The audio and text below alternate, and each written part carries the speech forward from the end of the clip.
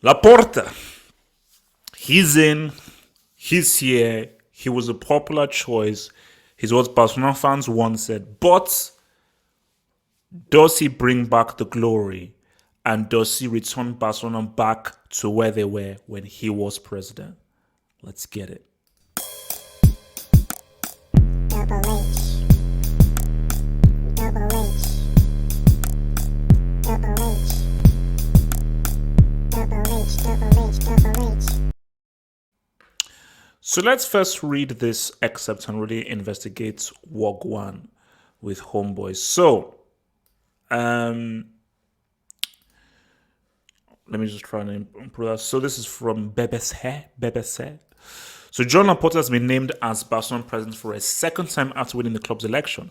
Laporta, whose central pledge was to keep Lionel Messi at the club, won more than 54% of the votes.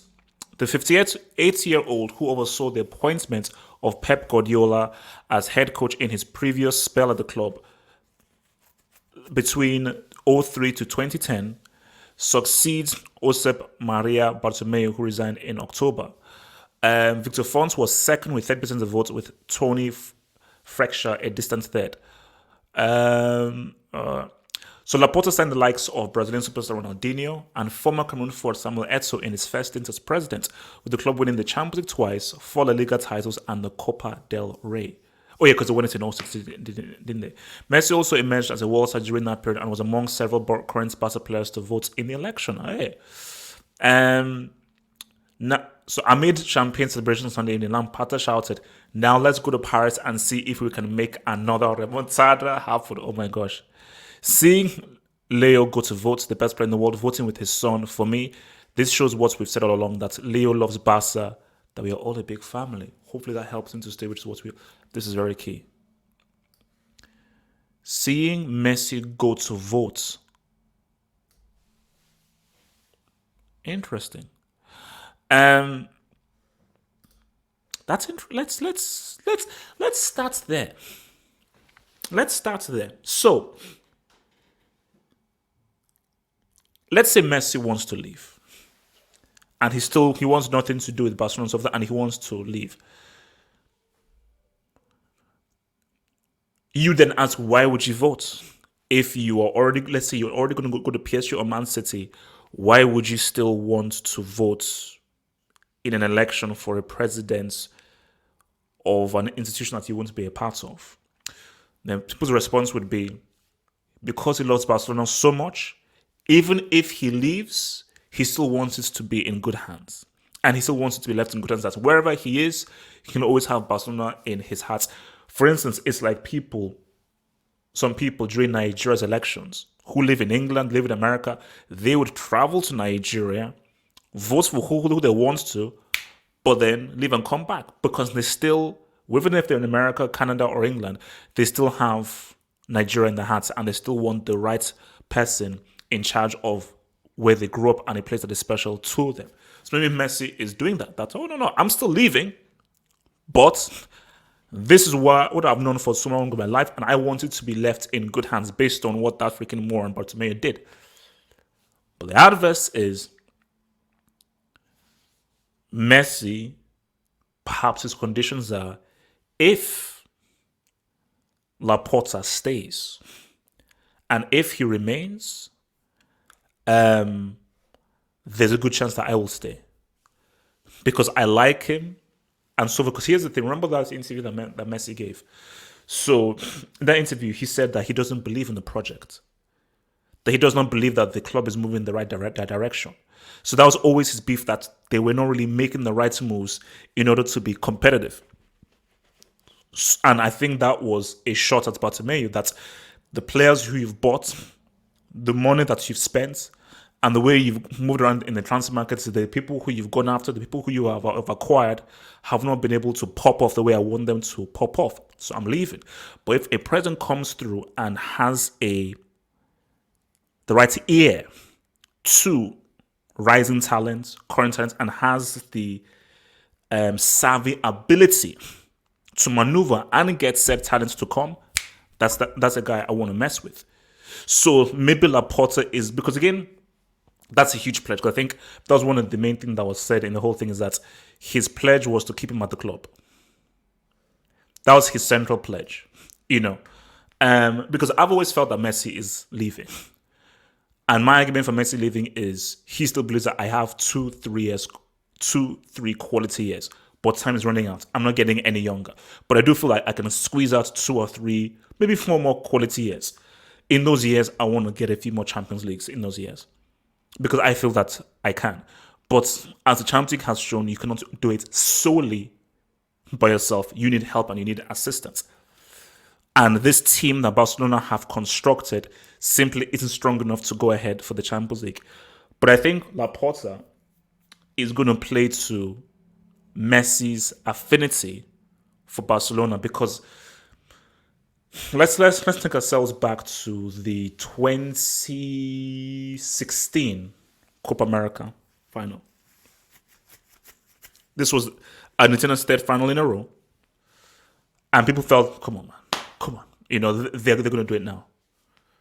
Game went to penalties, Messi missing his penalty and so forth, and they lost on penalties, And Messi then decided to retire from the national side. Then you had all the love from people, please come on, blah, blah, blah. And Messi was sort of emotionally, perhaps guilt-tripped or emotionally pulled back to become back to Argentina. So maybe Laporta's tactic is, let's play on his emotions. Let's play on his affinity with the club. Let's play on what the club is giving him. Let's play on how long he has spent at this club. And let's me even try and just bring in or start a campaign of why Messi, we want you to stay. It could work if he's smart. Say, Barca fans, I want you all just to send us stories of what Messi means to you and why you want him to stay. And we're going to just create a nice video collage and just send it to Messi. And Messi be like, oh, how can I leave these guys? They love me so much and I mean so much to them. And like these guys will say, oh my gosh, I will cry, my gosh. I don't know what to do if you would leave. So as I'm thinking of that right now, because I have so been on the Messi is leaving train. I've been so, oh, he's leaving, he's gone. But as I'm thinking about that right now, I think there's a chance if you play to his emotions and you sort of guilt trip and emotionally manipulate him into staying. So that's the Messi side. Let's talk about the Barcelona side. Because I think a key part, which is why it's very interesting how they mention Ronaldinho and Edson. Because what makes Perez so much money is his ability to convince the player. Let's just for example, let's say Mbappe wants to leave PSG. And he's got options. Who would you, if let's say you're Mbappe, who would you rather go to? A president who calls you up or sends you an email, or a president who comes and travels to your house, comes to your mom's house, sits with you, and talks to you face to face? Who do you think you would actually want to roll with? Of course, the president who has made the trouble on the trip to come and see you face to face. I believe Perez did that with Benzema. I don't know whether he did that with Benzema or Cristiano, where Perez physically went to go and see this player face to face, and I helped them, coax them, and bring them in. So, like, your relationship and how you relate to a set target is a very key thing. Obviously, it's the club you represent, it's the contract you put, it's the offer you put, and how you want to use the player and the kind of tactical idea, but also about how, because people are still human beings. Players are still human beings. And they still work off emotions.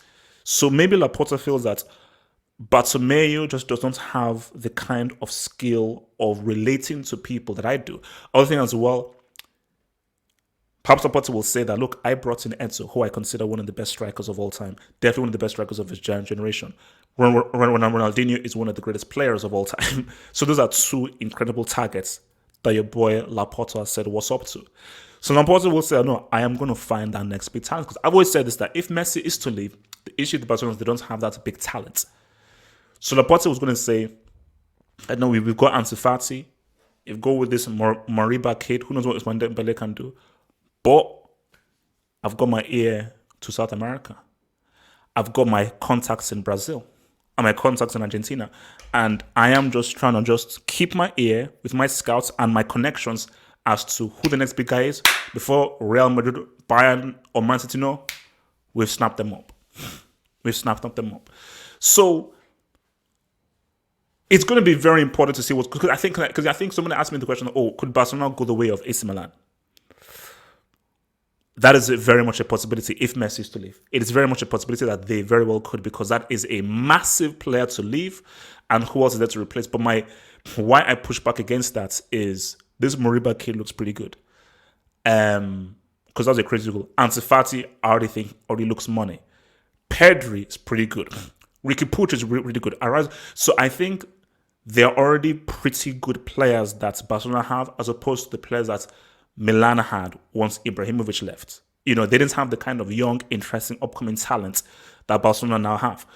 But also as well, maybe Laporta says that I've got something up my sleeve. I think it would be responsible of Laporta not to hinge everything on Messi. If he is smart, yes, try to keep Messi if you can. But if he's really smart and if he's wise, he's going to be like, Messi, cool.